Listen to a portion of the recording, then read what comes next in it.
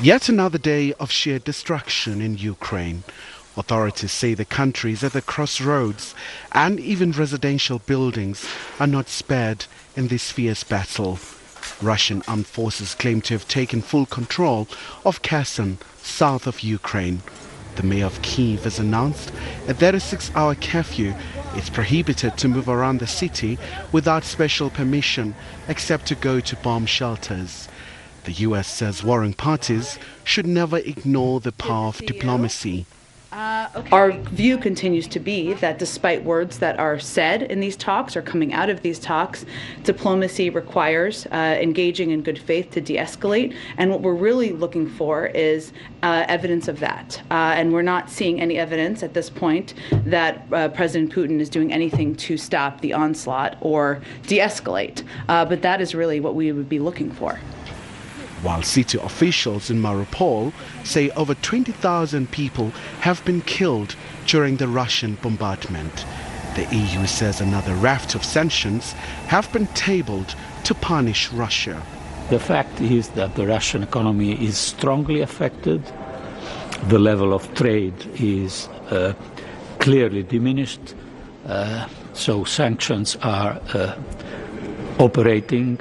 This doesn't mean, unfortunately, that they will change the course of the war tomorrow. So we will insist, we will stay united, but unfortunately we have also to support the Ukrainian people delivering arms to defend themselves because economic sanctions are not alone able to change the course of the war. British Prime Minister Boris Johnson hosted a meeting with leaders from Nordic and Baltic states.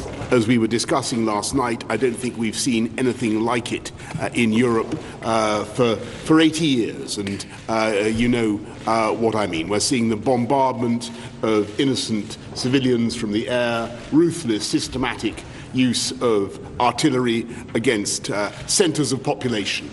And our hearts, I think the hearts of the whole world, go out to the people of Ukraine. They were joined by Ukrainian President Volodymyr Zelensky, who told the meeting via video link that they must send more weapons.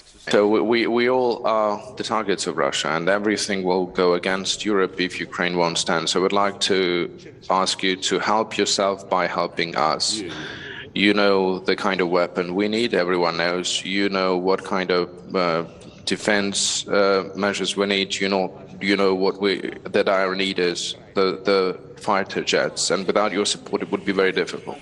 Meanwhile, the International Court of Justice will deliver its order on Wednesday in the case concerning allegations of genocide under the Convention on the Prevention and Punishment of the Crime of Genocide in Ukraine.